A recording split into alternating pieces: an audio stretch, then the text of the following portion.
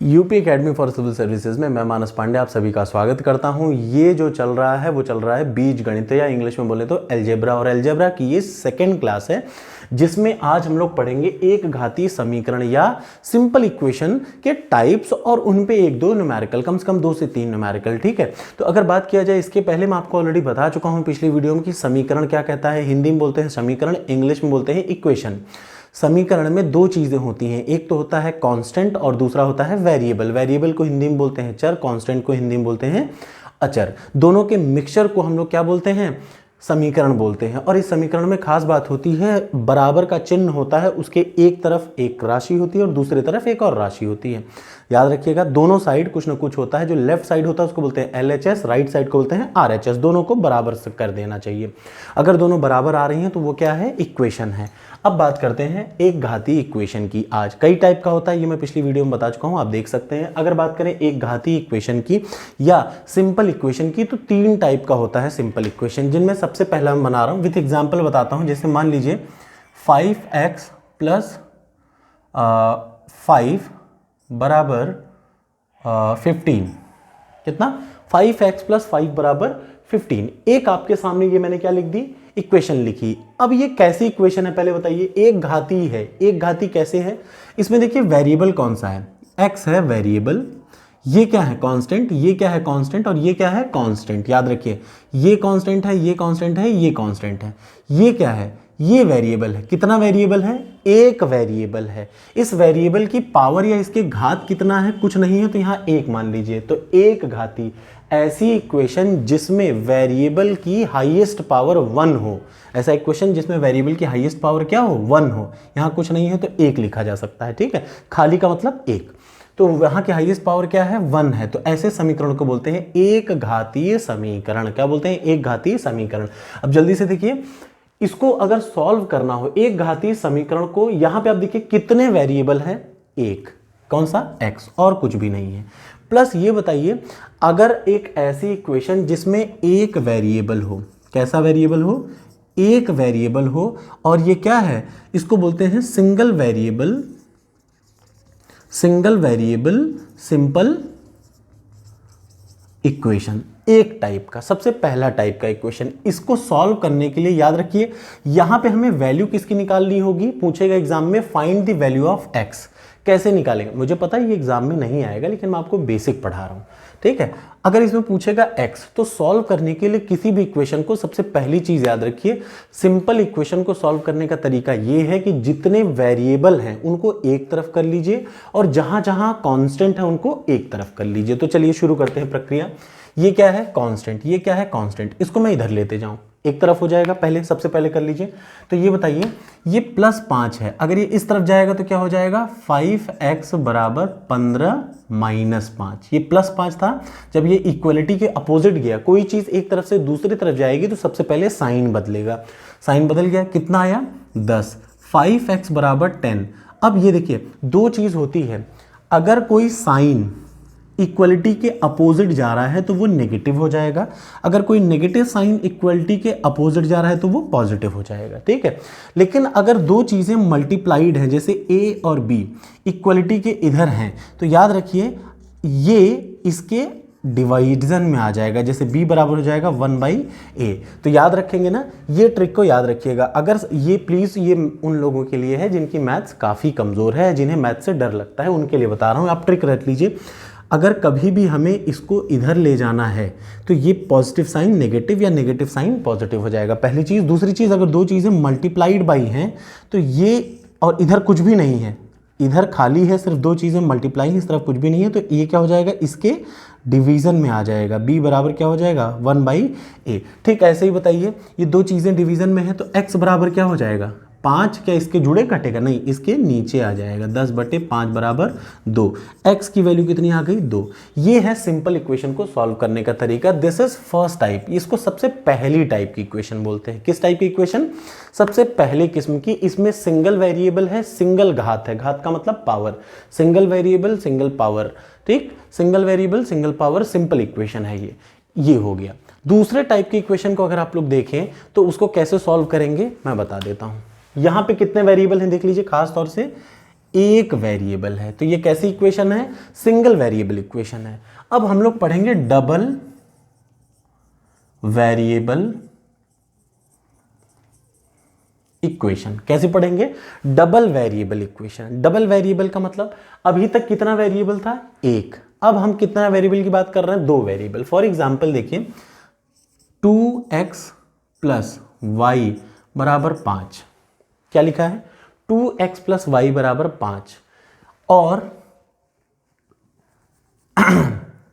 दूसरी y plus 3x बराबर 6 मान लीजिए, मतलब एक नॉर्मल बात कर रहे हैं, ठीक है। अब आप कैसे करेंगे? आपके सामने देखिए, यहां पे देखिए कितना वेरिएबल था? एक वेरिएबल। अब एक जगह लिखते जाइएगा, अगर वेरिएबल एक होगा तो सिर्फ एक ही इक्वेशन से आपका सॉल्यूशन आ जाएगा। लेकिन ये एक दिमाग में बिठा लीजिए, अगर दो अननोन है, देखिए वेरिएबल कितने हो गए? एक हो गया वेरिएबल x, दूसरा वेरिएबल क्या हो गया? y। कितने वेरिएबल हो गए? दो वेरिएबल। तो आपको इसे सॉल्व करने के लिए एक इक्वेशन की नहीं, दो इक्वेशन की जरूरत होगी। अब माइंड एकदम क्लियर रखिए, एक वेरिएबल तो कितने इक्वेशन की जरूरत? एक इक्वेशन की जरूरत। दो वेरिएबल वाला सिंपल, ये इक्वेशन कैसी है? सिंपल है कि एक घाती है कि द्विघाती है? एक घाती ही इक्वेशन है। क्यों? क्योंकि इन दोनों की पावर, मैक्सिमम पावर कितनी है? 1। इसकी भी पावर कितनी है? 1। क्या 2 है कहीं पे भी? नहीं। जब वेरिएबल की मैक्सिमम पावर 1 से ज्यादा बढ़ेगी तभी उसे द्विघाती बोलेंगे, तब तक इसे क्या बोलेंगे? एक घाती ही बोलेंगे। तो सामने जो इक्वेशन है ये एक घाती है, लेकिन यहां वेरिएबल कितने हैं? दो। और जब दो वेरिएबल दिए हों तो इक्वेशन को सॉल्व करने के लिए कितनी चीजें चाहिए? दो वेरिएबल को निकालने के लिए दो इक्वेशन। एक वेरिएबल को निकालने के लिए एक इक्वेशन की जरूरत पड़ती है। दो वेरिएबल निकालने के लिए दो इक्वेशन होना मैंडेटरी है, वरना आपका उत्तर अधूरा है। अगर कहीं इक्वेशन आए सिर्फ एक इक्वेशन में दो वेरिएबल देके छोड़ दे और कुछ भी बोल दे कि इसका उत्तर क्या होगा, तो ये नहीं निकाला जा सकता, आपको भी पता है। दो अननोन तो दो इक्वेशन। अच्छा मान लीजिए तीन अननोन हो, तीन वेरिएबल वाली अगर सरकार आ जाए, for example x plus y plus z बराबर 2, x plus 2y plus z बराबर 5। अब ये बताइए कितने अननोन हैं? एक वेरिएबल है, दो वेरिएबल है, तीन वेरिएबल है। तीन वेरिएबल है तो हमें कितने इक्वेशन की जरूरत पड़ेगी इसको सॉल्व करते समय? याद रखिए 3।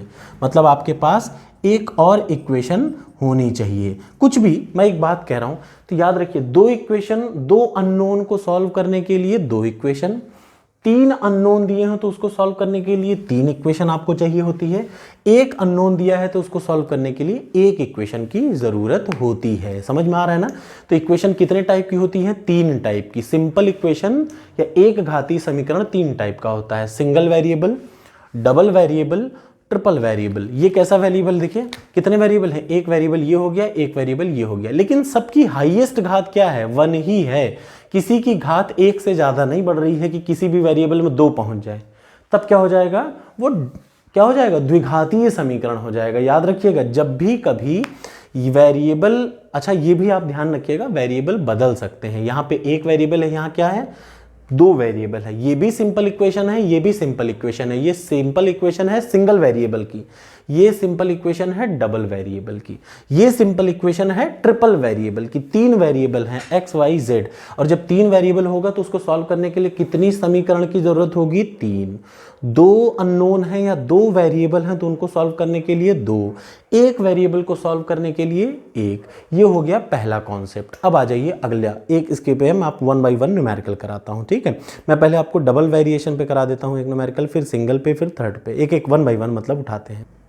अब देखिए, एक घातीय समीकरण को सॉल्व करने के लिए कुछ ट्रिक्स की जरूरत है, कुछ टिप्स मैं आपको दे रहा हूं, ये आप याद रखिएगा। सबसे पहली टिप्स में सबसे पहला टिप क्या है? देखिए, ये आपको हमेशा याद रखना चाहिए, क्योंकि एग्जाम में देखिए बहुत समय तो रहता नहीं, 2 ही घंटे रहते हैं, जिनमें से 40 मिनट में आपको मैथमेटिक्स सॉल्व करना है। तो कुछ चीज़ें आपको याद रखनी चाहिए। मान लीजिए 2 अंकों का योग, ध्यान से सुन लीजिए, मान लीजिए 2 अंकों का योग 10 है। मान लीजिए 2 अंकों का योग क्या है? 2 अंकों का योग क्या है? 10 है। याद रहेगा ना सबको? दो अंकों का योग 10 है तो आपको ये ट्रिक याद रखनी है। ये बहुत बेसिक सी ट्रिक है लेकिन आपको थोड़ा सा जल्दी याद रखनी है। कैसे? दो अंकों का योग 10 है और एक अंक x है। याद रखिए, दो अंकों का योग क्या है? 10 है। एक अंक अगर x है तो दूसरा अंक क्या होगा? तो दूसरा अंक 10 माइनस एक्स होगा। सबसे पहली चीज, अगर एग्जाम में किसी भी न्यूमेरिकल में पूछा है कि यार दो अंकों का योग 10 है, फॉर एग्जांपल ये कैसे आया, लिखा है दो अंकों का योग 10 है, मान लीजिए पहला अंक है x, दूसरा अंक है y। मैथमेटिक्स में अधिकतर जगह हम लोग मानते हैं, हमेशा किसी भी चीज को सॉल्व करने के लिए हम लोग को पहले एज्यूम करना पड़ता है। तो मान लेते हैं दो अंक, हमें पता तो है नहीं, दो अंकों का योग, एक अंक है x, अब ये x 2 4 6 8 10 1 2 3 4 5 कुछ भी हो सकता है, ऐसे ही y भी कुछ भी हो सकता है, लेकिन दोनों का योग कितना है? 10। पक्का ना? तो अगर एक अंक, देखिए पहला अंक क्या है? y है। एक अंक अगर क्या है? x है, तो दूसरा क्या हो जाएगा? 10 माइनस एक्स। मान लीजिए एक, भाई अब इसको निकालना हो तो x बराबर क्या हो जाएगा? 10 माइनस y। तो इसका मतलब एक अंक y है तो दूसरा क्या हो जाएगा? 10 माइनस y। ऐसे आप समझ सकते हैं, एक अंक x है तो दूसरा 10 माइनस एक, एक y है तो दूसरा 10 माइनस y। ये शॉर्ट ट्रिक है। शॉर्ट ट्रिक का मतलब ये छोटे छोटे टिप्स हैं, ऐसा नहीं है कि बिना इनके आपका काम नहीं होगा, लेकिन ये चीज़ें मैथमेटिक्स में ज़रूरी रहती हैं, याद रखिएगा। ठीक है, अब आ जाइए अगला, जब भी कभी बोले, सबसे ये तो मैंने बोलिए, अब याद रखिए जब भी कभी आपसे एग्जाम में बोले कि ये बहुत ज़रूरी है, याद रखिए, अब ये टिप्स बहुत ज़रूरी हैं। चलिए, जब भी कभी किसी एग्जाम में आपसे पूछे कि मान लीजिए दो अंकों की एक संख्या है, क्या बोले? जब भी कभी कहे कि दो अंकों की एक संख्या, मतलब आप लोग समझ रहे हैं, जैसे ये एक अंक की संख्या है, लेकिन अगर दो अंकों की एक संख्या क्यों कहें तो ये जैसे क्या लिखा है, अंक दो है लेकिन संख्या क्या है? 21। दो अंकों की एक संख्या जैसे 53, दो अंकों की एक संख्या जैसे 63, दो अंकों की एक संख्या जैसे 36। तो ये दो अंक दो है लेकिन ये संख्या कितनी है? एक। तो जब भी किसी न्यूमेरिकल में आपसे पूछ ले कि दो अंकों की एक संख्या, तो हमेशा ये याद रखिएगा कि आपको मान लेना है अपने आप में। मान लीजिए दो अंकों की एक संख्या है 10x प्लस y, यही मानिएगा। अब इसका रीजन भी मैं बता दे रहा हूं। देखिए दो अंक क्या हो सकता है, या तो 11 हो सकता है, 11 से लेके 19, भाई 11 से लेके कितने तक हो सकता है जल्दी से बताइए? दो अंकों की एक संख्या 10 से लेकर के 99 तक कुछ भी हो सकती है कि नहीं हो सकती है? दो अंकों की एक संख्या मान लीजिए 10 मानना है, दो अंकों की एक संख्या मान लीजिए 10 है। तो अब यहां पे 10 में इकाई का अंक कितना है? 0। अच्छा, ये जब भी कभी लिखा हूं तो याद रखिए इकाई दहाई क्या होता है, ये मान लिया है, तो ये इकाई दहाई सैकड़ा हजार 1000। याद रखिएगा ये क्या है? इकाई, ये क्या है? दहाई, ये क्या है? मैं प्लीज़ फिर से बता रहा हूँ, ये मैं आपको जानबूझ के बहुत स्लो में पढ़ा रहा हूँ, ऐसा नहीं है कि कोई बहुत एडवांस, मैं आपको बेसिक मैथमेटिक्स पढ़ा रहा हूँ। ठीक है, आप इसके बाद एडवांस में जाएंगे तो आपको बहुत मजा आएगा। एक भी क्वेश्चन आपसे, चाहे घड़ी का क्वेश्चन हो, चाहे जितने भी क्वेश्चन हो, अक्सर एग्जाम में आता होगा, देखिए एक पिंजड़े में 14 तोते बंद थे, कितने के पैर दिख रहे हैं बताइए कितने, ये सब इसी से सॉल्व होगा। बस मेरी बात का विश्वास करिए, थोड़े थोड़े से चलिए। तो जब कभी बोले कि दो अंकों की एक संख्या, तो आपको क्या मानना है? 10x plus Y. इससे क्या फायदा होगा? देखिए पहले आपको ये समझना होगा, ये होता है इकाई, दहाई, सैकड़ा, हजार, 1000 लिखा है। ठीक है, और अब यहां पे मैंने बोल रखा है 10x प्लस वाई मानिए। तो मान लीजिए आपकी वो ओरिजिनल संख्या है 11 या 10, मान लीजिए कोई एक संख्या है 10। अब इसको इस फॉर्म में कैसे लिखेंगे ये बताइए? इकाई वाली संख्या क्या है? 0, दहाई वाली संख्या क्या है? 10 गुणा 1। समझ रहे हैं? इसमें x की वैल्यू क्या है? देखिए ये वैल्यू किसकी है? y की, ये वैल्यू है x की, ये वैल्यू है y की, ये वैल्यू है x की। तो देखिए 0 प्लस 10 इंटू 1, 10 एकम 10 प्लस 0 बराबर क्या आ जाएगा? 10। इसका मतलब याद रखिए, जब कभी भी आपसे बोले कि दो अंकों की एक संख्या, मान लीजिए 63 है, 63 अब हमें पता नहीं है क्या है। ठीक है, तो 63 में 3 क्या है? इकाई की संख्या, 6 क्या है? दहाई की संख्या। कैसे लिखेंगे? तो देखिए 10 गुणा 6 प्लस 3, ये क्या है? y, ये क्या है? x। y बराबर 3, x बराबर 6। तो जब भी कभी आपसे माना जाए कि कहा जाए कि 2 अंकों की एक संख्या बताइए, तो आपको क्या मानना है, 10x प्लस y ही मानना है। ठीक है, ये हो गए थोड़े बहुत टिप्स। ऐसा नहीं है कि आप नहीं जानते होंगे, आप में से अधिकतर लोग जानते हो तो अच्छी बात है, कोई बात नहीं, मैं आपको जीरो से पढ़ा रहा हूँ। ठीक है, अब अगली वीडियो में हम लोग सीधे सीधे आ जाएंगे पहले न्यूमेरिकल पे कि इस टाइप का बेसिक न्यूमेरिकल दे तो कैसे करिए, फिर बीच बीच में आपको टिप्स भी बताते रहूंगा। Thank you so much. Please comment box में कमेंट जरूर किया करिए।